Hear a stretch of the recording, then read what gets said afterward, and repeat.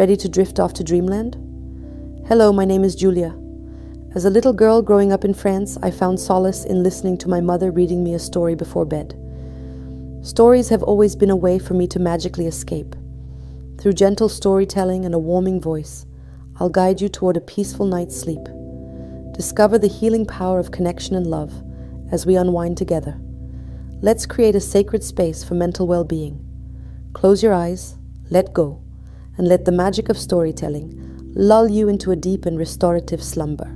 This bedtime story is called The Moment We Became Us. So close your eyes and let us dream away. I didn't see you coming. No, really, I didn't. I was late to meet my friend Emily at the cafe. The plan was simple. Grab some coffee, catch up, and complain about work. Just like we always did. The sun was shining, and the little bell over the door jingled when I stepped in. I was scanning the tables for her when I saw you instead. You were sitting there, sipping a latte and reading a book, like you belonged in a rom-com. You know the kind, effortlessly good-looking, casual yet intriguing, like you were just waiting for a meet cute to happen. But I wasn't supposed to meet you. I was supposed to meet Emily.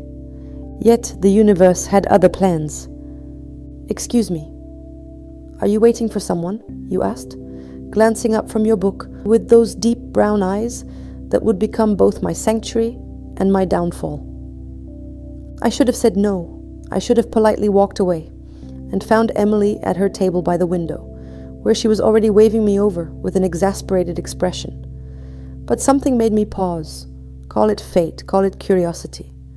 Whatever it was, it anchored me to that spot for just a moment longer than I normally would have. You smiled.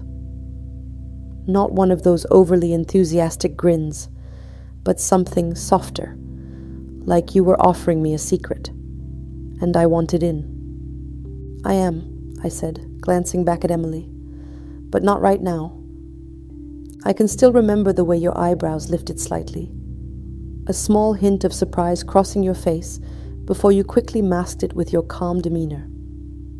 You gestured to the empty seat across from you. I hesitated, but I was already in too deep, wasn't I? So I sat down. Just for a second, I told myself. Just until Emily noticed and dragged me away, but she didn't. She was watching, sipping her coffee with a knowing look, like she had orchestrated this whole thing. What are you reading? I asked, eyeing the worn book in your hands. The Great Gatsby, you said. Ever read it? I nodded. Of course. Who hasn't? You chuckled, and I swear the sound wrapped itself around me like the warmth of an old sweater. A classic, you said. I reread it every year. It reminds me that sometimes you can't escape the past, no matter how hard you try. I looked at you differently after that. There was something beneath your surface, something you weren't showing the world. And I wanted to know what it was. I'm Ella, I said, suddenly feeling the need to introduce myself properly. I'm Daniel, you replied, extending your hand like we were meeting in some formal business setting, rather than over lattes and literature. But I shook it anyway. Your touch was firm, but not overbearing, confident, but not arrogant. It was a handshake that felt like a promise. For the next 10 minutes, we talked about everything and nothing. The conversation flowed like we'd known each other for years, not mere minutes. Emily remained in the background, allowing whatever was happening between us to unfold naturally. And I'll admit, by the time she finally waved me over, I was reluctant to leave. I have to go, I said, standing up reluctantly. But this was nice. Yeah, it was, you agreed. Maybe we'll run into each other again. I wanted to tell you to not leave it to chance. I wanted to say, ask for my number, you fool. But I didn't. I just smiled and walked away, hoping the universe would give us another shot. Turns out, the universe was listening. It was 2 weeks later when I saw you again. This time I was sitting in the park, enjoying a rare day off from the chaos of my life. You were jogging, sweat glistening on your forehead, looking like some magazine's idea of the perfect man. I remember my heart skipping a beat, when you noticed me. "Ella," you called out, jogging in place as you caught your breath. "Daniel," I replied, trying to hide the fact that I was blushing. It had been 2 weeks, but that same instant connection flared to life the moment you said my name. "Funny running into you here," you said, a grin playing on your lips. "Is it?" I teased. "Or are you secretly stalking me?" You laughed, shaking your head. "If I were stalking you, I'd be doing a pretty bad job of it. I haven't seen you in 2 weeks. "Well, I'm here now," I said, patting the empty space on the bench beside me. "Sit with me." And you did. No hesitation this time. We sat there, talking again, letting the world blur around us. It felt like we were in our own bubble, where time didn't matter and nothing else existed. People passed by, birds chirped, the wind rustled the trees, but none of it reached us. We were cocooned in that moment, and I didn't want it to end. I learned more about you that day. You told me about your job, something boring to do with finance, but you made it sound almost exciting. I told you about mine, teaching high school English, and how it was both rewarding and exhausting at the same time. You listened intently, nodding in all the right places, like you genuinely cared about every word that came out of my mouth. It was easy being around you, effortless. We started seeing each other after that, slowly at first, a coffee here, a walk there, but it didn't take long for things to escalate. Soon I was spending more time with you than I was with anyone else.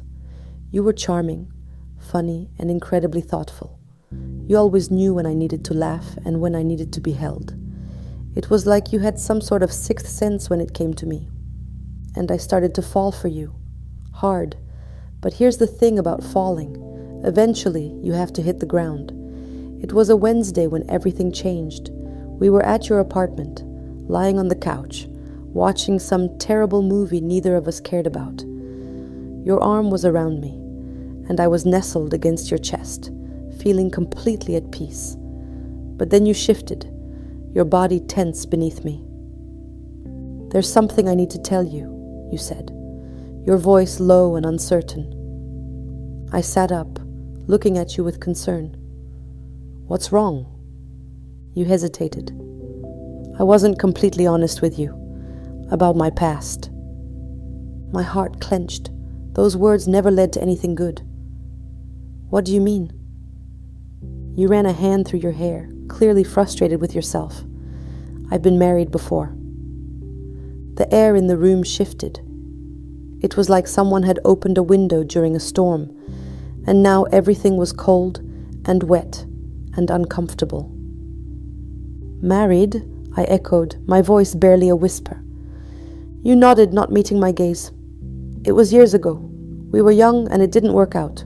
We got divorced, but I haven't really talked about it since." I didn't know what to say.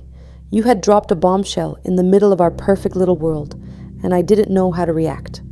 All I could think was that I didn't know you as well as I thought I did.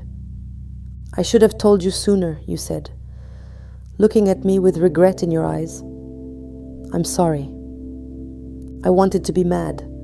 I wanted to yell at you for keeping this from me, for making me feel like I was just a part of some rebound you never got over.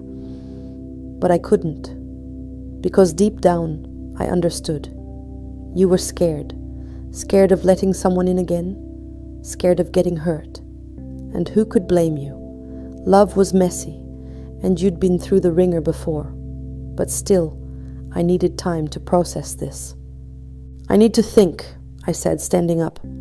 "I need some space." You looked devastated, but you didn't try to stop me. You just nodded, understanding that I needed to be alone. I spent the next few days in a fog. I couldn't stop thinking about you, about us. I thought about all the little moments we'd shared. The laughs, the kisses, the quiet times when we didn't need to say anything because just being together was enough. But then I thought about what you'd kept from me, and I felt betrayed. Still, I couldn't stay away forever. So a week later, I found myself back at your door. You answered, looking surprised but hopeful. "Ella," you breathed. stepping aside to let me in. We stood there in your living room, neither of us knowing what to say. Finally, I broke the silence. "I've thought about it," I said softly, "and I'm not going anywhere. But you have to be honest with me from now on. No more secrets." You nodded vigorously, relief washing over your face. "I promise, no more secrets." And that was it. We didn't need to say anything else. We just fell into each other's arms, letting the weight of the past lift off our shoulders. In that moment, we became us. Not perfect, not without flaws, but real. And sometimes, real is enough.